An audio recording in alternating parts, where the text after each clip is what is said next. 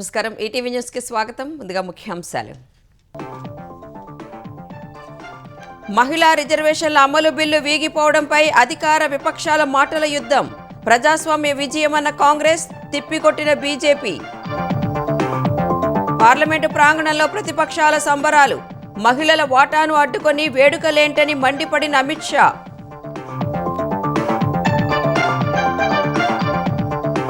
ఇండీ కూటమి మహిళలకు మహాద్రోహం చేసిందన్న చంద్రబాబు. దేశం ఎప్పటికీ గుర్తుంచుకుంటుందని హెచ్చరిక.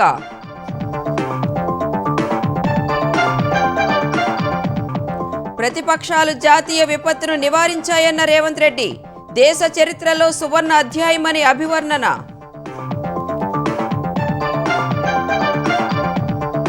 జగన్ రాజకీయాల్లో ఉంటే ఆంధ్రప్రదేశ్కు నష్టమన్న చంద్రబాబు.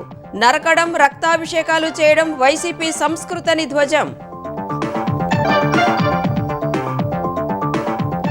ఏపీలో స్లీపర్ బస్సులు పూర్తిగా నిషేధించాలన్న ఆస్కీ. 22 నెలల్లో రోడ్లపై తిరగకుండా చూడాలని ప్రభుత్వానికి నివేదిక. తెలంగాణలో ఎంపీటీసీ, జెడ్పీటీసీ ఎన్నికలకు ఏర్పాట్లు. ఓటర్ల జాబితా సిద్ధం చేయాలని ఎస్ఈసీ ఉత్తర్వులు. మే నెలలో నిర్వహణకు అవకాశం. పశ్చిమాసియాలో శాంతి స్థాపనకు అడుగులు. హర్మూజ్ జలసంధిని పూర్తిగా తెరచిన ఇరాన్. 11% తగ్గిన చమురు ధరలు.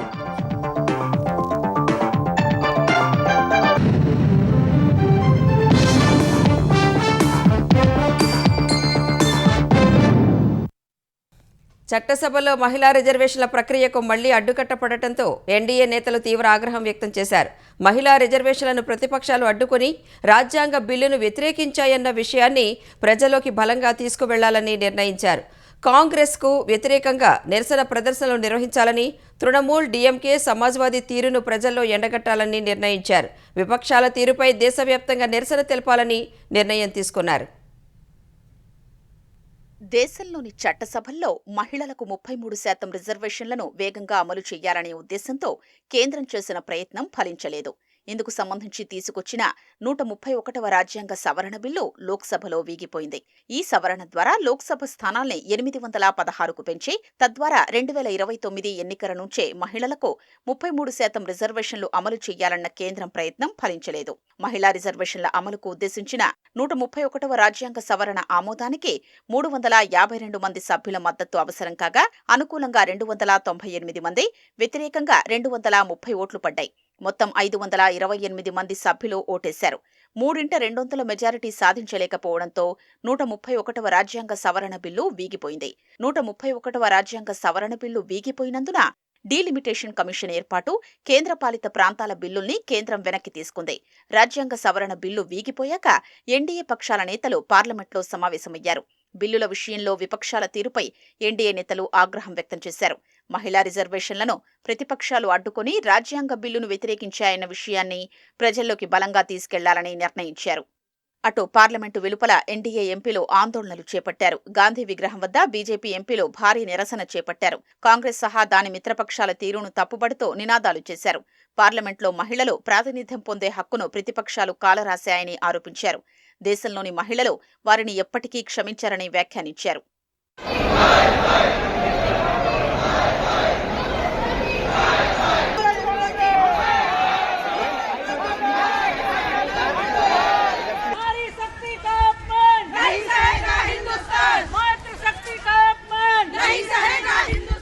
देखिए, बहुत ही शर्मिंदगी भरा जो है ये माहौल है, मुझे लगता है इससे ज़्यादा दुखद और पीड़ादायक आज तक शायद कभी कुछ नहीं हुआ है। और कांग्रेस पार्टी ने, विपक्ष ने जो है हर हद पार कर दी है, अन्याय की और मैं कहूँगी कि कहीं ना कहीं महिलाओं से घृणा की उन्होंने हर हद पार कर दी है। और आज भारत की बेटी जो है उसका मनोबल उन्होंने पूरी तरह से गिरा दिया है, पूरी तरह से तहस नहस कर दिया है। And for all the women जिनके लिए हमें इतने सपने थे, पर आई थिंक जैसे प्रधानमंत्री जी ने कहा है कि हमारी सरकार ये बिल लाकर ही रहेगी, तो हमें प्रधानमंत्री जी पर पूरा विश्वास है। తాజా పరిణామాల నేపథ్యంలో ప్రధానమంత్రి నరేంద్ర మోదీ అధ్యక్షతన కేంద్ర కేబినెట్ నేడు ఉదయం 11:30 భేటీ అవుతోంది. 131వ రాజ్యాంగ సవరణ బిల్లు వేగిపోవడంపై ప్రతిపక్ష నేతలు హర్షం వ్యక్తం చేశారు. రాజ్యాంగంపై జరిగిన దాడిని అడ్డుకున్నట్లు లోక్సభలో ప్రతిపక్ష నేత రాహుల్ గాంధీ తెలిపారు. మహిళా రిజర్వేషన్లకు తాము వ్యతిరేకం కాదన్న ఆయన ఆ బిల్లును డీలిమిటేషన్తో ముడిపెట్టడం సరికాదన్నారు. రాజ్యాంగ సవరణ బిల్లు వేగిపోవడం దేశ ప్రజాస్వామ్యానికి లభించిన పెద్ద విజయమని కాంగ్రెస్ ఎంపీ ప్రియాంక గాంధీ సంతోషం వ్యక్తం చేశారు. ఇది మహిళల కోసం తెచ్చిన బిల్లు కాదని, రాజకీయ ప్రయోజనాల కోసం ప్రజాస్వామ్యాన్ని అంతం చేసే కుట్ర అని ఆమె ఆరోపించారు. आरक्षण की बात नहीं थी, ये देश के लोकतंत्र की बात थी, ये देश की अखंडता की बात थी। हम कभी इससे सहमत नहीं हो सकते कि आप इस महिला आरक्षण को इस तरह से परसीमन से जोड़े कि वो पुरानी जनगणना पर चले जिसमें ओबीसी शामिल भी नहीं है। तो ये मुमकिन ही नहीं था कि ये बिल पारित हो, और मेरे ख्याल से हमारे देश के लोकतंत्र के लिए, हमारे देश की अखंडता के लिए ये एक बहुत बड़ी जीत है। पर अटैक था, संविधान पर आक्रमण था, और इसको हमने हरा दिया है, तो अच्छी बात है। हमने क्लियरली बोला है कि ये महिला बिल नहीं है, ये हिंदुस्तान का राजनीतिक जो स्ट्रक्चर है, इलेक्टोरल स्ट्रक्चर है, उसको बदलने की कोशिश है।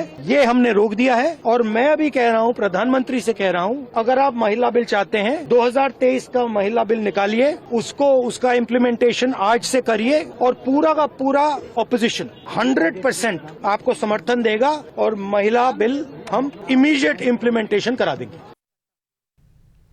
మహిళా రిజర్వేషన్లను విపక్షాలు వ్యతిరేకించలేదని సమాజ్వాదీ ఎంపీ అఖిలేష్ యాదవ్ తెలిపారు. మహిళా రిజర్వేషన్లకు తాము అనుకూలమని చెప్పారు. వారి అధికారాలను హరించేందుకు కేంద్రం చేసిన ప్రయత్నాలను సమర్థంగా అడ్డుకున్నట్లు అఖిలేష్ యాదవ్ పేర్కొన్నారు. जो हमारा पक्ष था वो हमने अपना पक्ष बिल्कुल साफ रखा है, और लगता तो ये कि फिर गाड़ी थमी रह गई, लगता कोशिश में कुछ कमी रह गई होगी। और हम महिला आरक्षण के पक्ष में हैं। महिलाओं को आरक्षण मिले, उनको सुरक्षा मिले, उनका सम्मान बढ़े, उनको स्थान मिले, और लोकतंत्र में जो उनको स्थान मिलना चाहिए उसके पक्ष में। या विपक्ष ने कोई भी महिला आरक्षण को लेकर के विरोध नहीं किया, लेकिन उसके साथ जो महिलाओं का हक अधिकार को हरण करना चाहते थे, वो लक्ष्मण रेखा ऐसी खींची विपक्ष ने, उस लक्ष्मण रेखा के बाहर नहीं आ पाए। చట్టసభల్లో మహిళా రిజర్వేషన్ల అమలుకు ఉద్దేశించిన బిల్లు వీగిపోవడంపై కేంద్ర హోంమంత్రి అమిత్ షా విచారం వ్యక్తం చేశారు. ఈ బిల్లును కాంగ్రెస్, తృణమూల్, డీఎంకే, సమాజ్వాదీ పార్టీలే అడ్డుకున్నాయని అమిత్ షా ఎక్స్లో పోస్ట్ చేశారు. మహిళా రిజర్వేషన్ బిల్లును అడ్డుకుని ప్రతిపక్షాలు సంబరాలు చేసుకోవడంపై ఆయన ఆగ్రహం వ్యక్తం చేశారు. ఇది అత్యంత హేయమన్నారు. మహిళలకు 33% రిజర్వేషన్లు అడ్డుకోవడం కాంగ్రెస్, దాని మిత్రపక్షాలు ఇదే మొదటిసారి కాదన్నారు. 2029 లోక్సభ ఎన్నికల్లోనే కాకుండా ప్రతి చోట కాంగ్రెస్, దాని మిత్రపక్షాలు మహిళల ఆగ్రహాన్ని ఎదుర్కోక తప్పదని అమిత్ షా జోస్యం చెప్పారు. మహిళా రిజర్వేషన్ బిల్లు లోక్సభలో వీగిపోయేలా చేసి ఇండీ కూటమి అతివలకు మహాద్రోహం చేసిందని ఆంధ్రప్రదేశ్ నేతలు విమర్శించారు. 131వ రాజ్యాంగ సవరణ బిల్లును అడ్డుకోవడం ద్వారా కాంగ్రెస్ నేతృత్వంలోని విపక్షాలు కోట్లాది మహిళలకు ద్రోహం చేశాయని సీఎం చంద్రబాబు ధ్వజమెత్తారు. మహిళా సాధికారత దిశగా దేశం వేయాల్సిన చారిత్రాత్మక అడుగును అడ్డుకున్నారని ఎక్స్ వేదికగా విరుచుకుపడ్డారు. దీన్ని దేశం ఎప్పటికీ గుర్తుంచుకుంటుందని హెచ్చరించారు.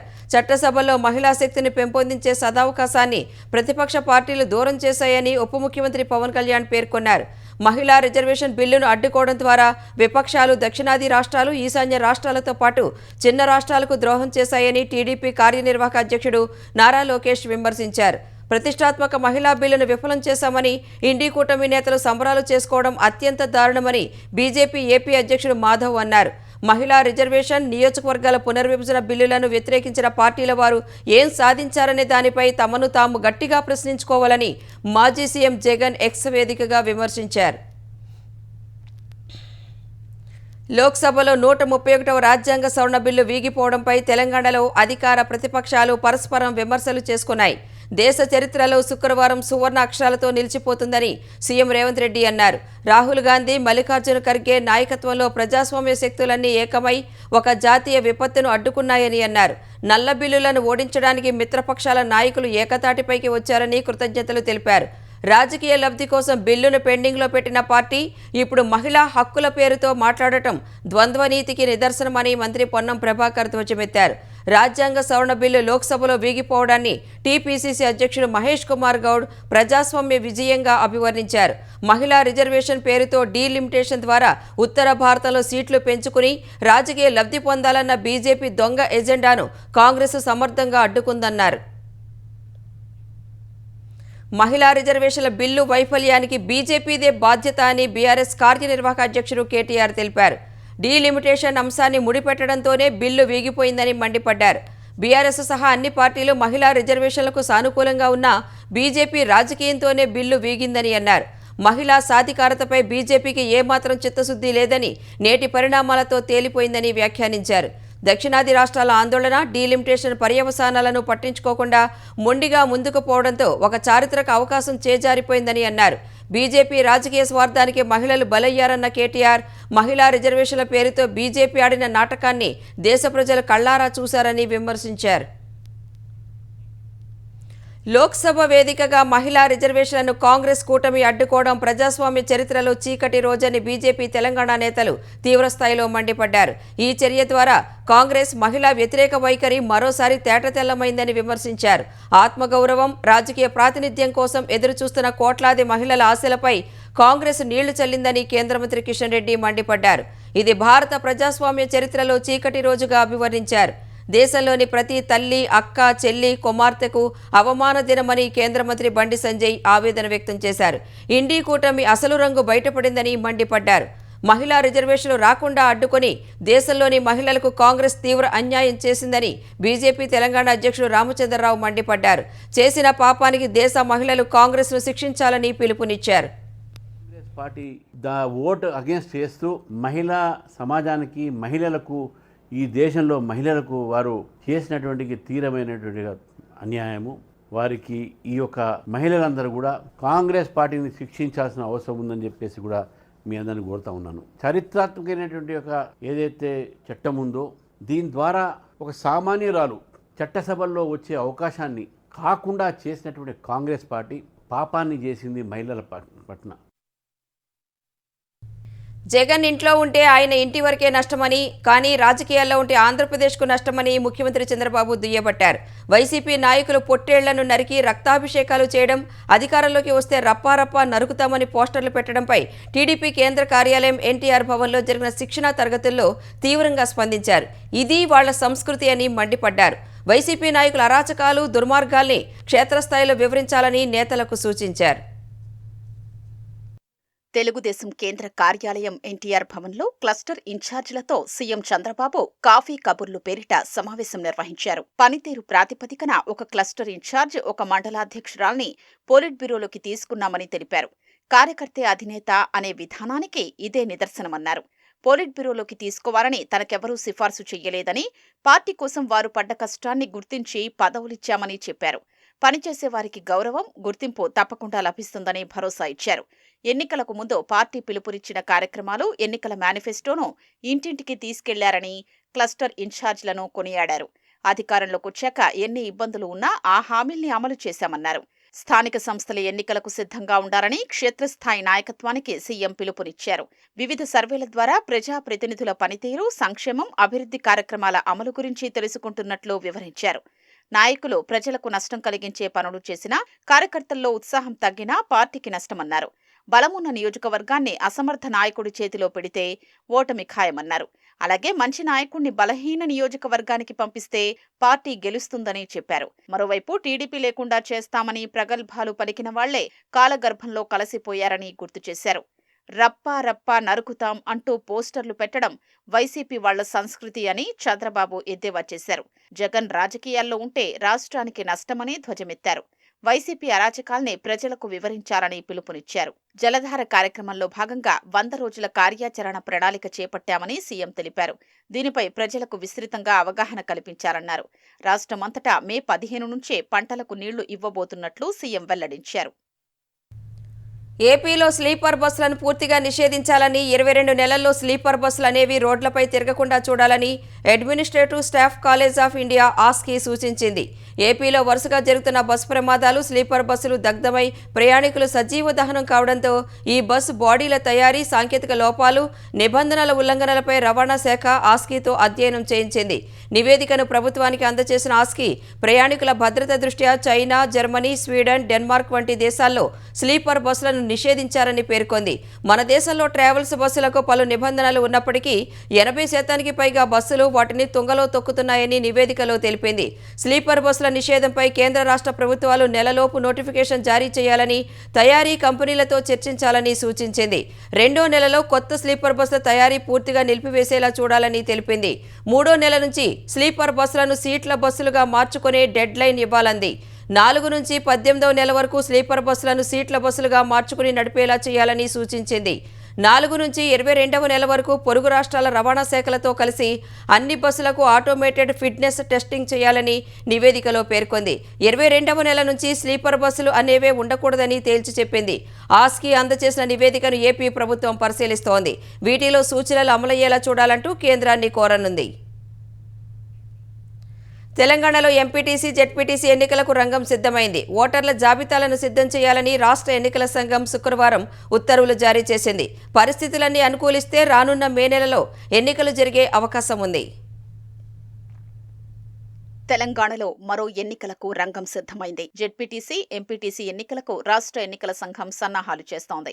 ఈ మేరకు ఓటర్ల జాబితా సిద్ధం చేయాలని ఉత్తర్వులు జారీ చేసింది. కేంద్ర ఎన్నికల సంఘం నవీకరించిన జాబితాలో నియోజకవర్గాల్లోని అదనపు ఓటర్ల వివరాల్ని మండలాల వారీగా గుర్తించి వాటిని సంబంధిత పంచాయతీ, పోలింగ్ కేంద్రాల వారీగా ఉన్న జాబితాలకు జత చేయాలని జిల్లాల కలెక్టర్లను ఎస్ఈసీ ఆదేశించింది.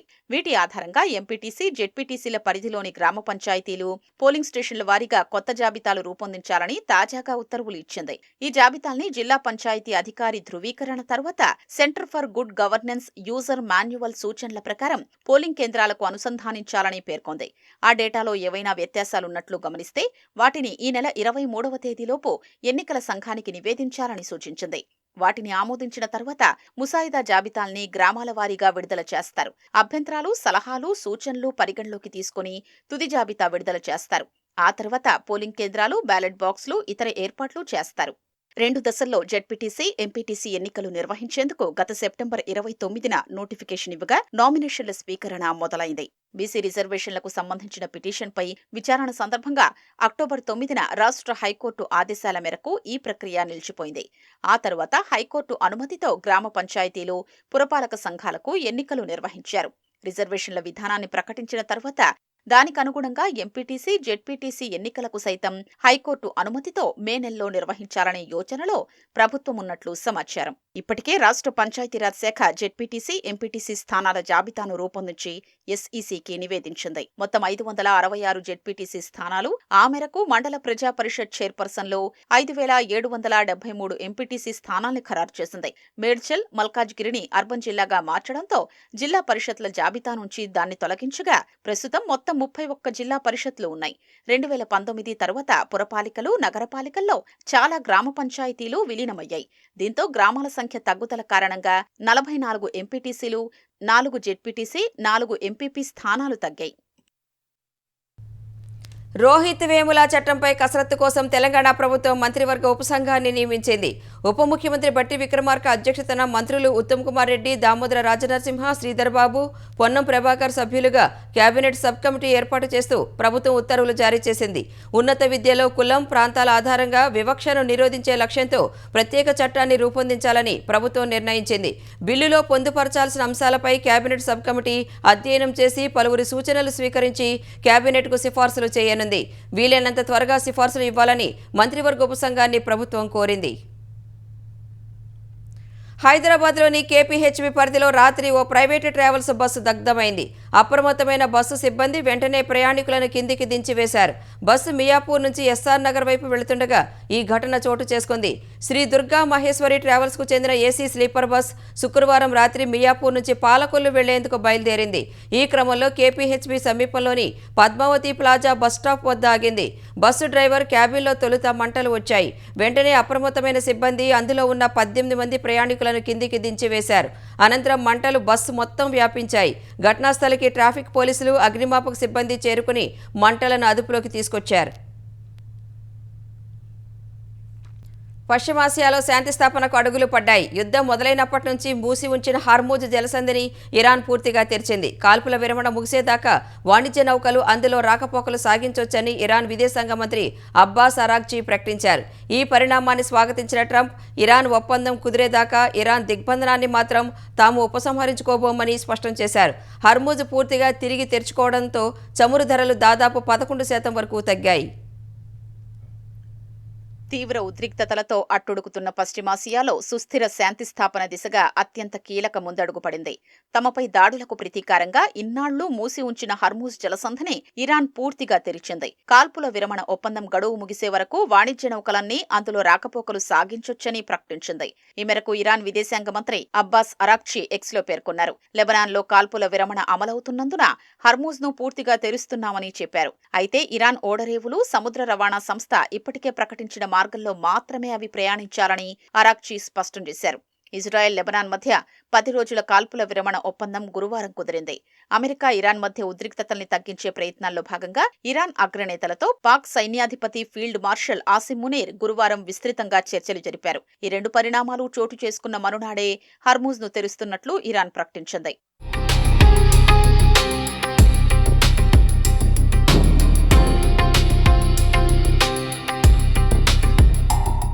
హర్మూజ్ ను తెరిచినందుకు ఇరాన్కు అమెరికా అధ్యక్షుడు డొనాల్డ్ ట్రంప్ కృతజ్ఞతలు తెలిపారు. అయితే యుద్ధం ముగింపు కోసం ఒప్పందం కుదిరేదాకా ఇరాన్ దిగ్బంధనాన్ని మాత్రం తాము ఉపసంహరించుకోబోమని స్పష్టం చేశారు.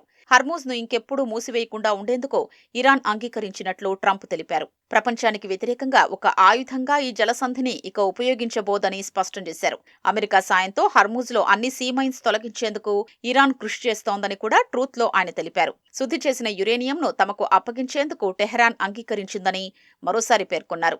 అత్యధిక అంశాలపై సంప్రదింపులు ఇప్పటికే పూర్తయినందున శాంతి ఒప్పందం త్వరలోనే కుదిరే అవకాశాలు ఉన్నాయన్నారు. లెబనాన్పై తదుపరి దాడులేవీ చెయ్యొద్దని ఇజ్రాయెల్ను తాము ఆదేశించినట్లు ట్రంప్ తెలిపారు. ఇరాన్తో కుదుర్చుకునే ఒప్పందానికి లెబనాన్కు సంబంధం లేదని స్పష్టం చేశారు. అమెరికా, ఇరాన్ మలిదఫా చర్చలు వచ్చే వారం జరగనున్నట్లు అధికార వర్గాలు చెప్తున్నాయి. వాటికి ఆతిథ్యమిచ్చేందుకు పాకిస్తాన్ సమాయత్తమవుతోంది. ఇతర ప్రావిన్స్ల నుంచి వేల కొద్దీ అదనపు బలగాల్ని దేశ రాజధాని ఇస్లామాబాద్కు, దాని పొరుగున ఉన్న రావల్పిండికి తరలిస్తోంది. అమెరికాతో 2వ విడత చర్చలకు ముందు విశ్వాస పెంపు చర్యల్లో భాగంగా హర్మూజ్ ను తెరిచేందుకు ఇరాన్ అంగీకరించిందని పాక్ అధికార వర్గాలు తెలిపాయి. మరోవైపు అణుపదార్థం విషయంలో అమెరికా ఆందోళనల్ని తొలగించి అందుకు ప్రతిగా ఆంక్షల కారణంగా స్తంభించిన తమ $20 బిలియన్ ఆస్తుల్ని విడిపించుకోవాలని ఇరాన్ భావిస్తున్నట్లు అమెరికా మీడియాలో వార్తలొస్తున్నాయి. హర్మూజ్ పూర్తిగా తిరిగి తెరుచుకోవడంతో చమురు ధరలు దిగొచ్చాయి. శుక్రవారం ఒక్కరోజే దాదాపు 11% వరకు చమురు ధరలు తగ్గాయి. ఇజ్రాయెల్ భీకర దాడులతో ఎన్నాళ్లు దద్దరిల్లిన లెబనాన్లో పరిస్థితులు మెరుగుపడుతున్నాయి. కాల్పుల విరమణ అమల్లోకి రావడంతో దక్షిణ లెబనాన్, బీరూట్ శివార్లను వీడిన వేల కుటుంబాలు తిరిగి తమ స్వస్థలాలకు చేరుకుంటున్నాయి. అయితే కాల్పుల విరమణ ఒప్పందం ఎంతవరకు అమల్లో ఉంటుందని స్పష్టత లేకపోవడంతో ఇప్పుడే స్వస్థలాలకు వెళ్లొద్దని అధికారులు సూచిస్తున్నారు. లెబనాన్లో శాంతి స్థాపన ప్రయత్నాలను ముందుకు తీసుకువెళ్తామని ఇజ్రాయెల్ ప్రధానమంత్రి నెతన్యాహు అన్నారు. అయితే ఆ దేశం నుంచి తమ బలగాలు ఇప్పుడే పూర్తిస్థాయిలో తిరుగుముఖం పట్టబోవని స్పష్టం చేశారు. హిజ్బుల్లాకు వ్యతిరేకంగా పోరు ఇంకా ముగియలేదన్నారు. దక్షిణ లెబనాన్లో తాము ఏర్పాటు చేసిన సెక్యూరిటీ జోన్ 10 కిలోమీటర్లకు విస్తరించనున్నట్లు తెలిపారు. కాల్పుల విరమణ ఒప్పందానికి కట్టుబడి ఉంటామని నెతన్యాహు హిజ్బుల్లా ప్రకటించింది.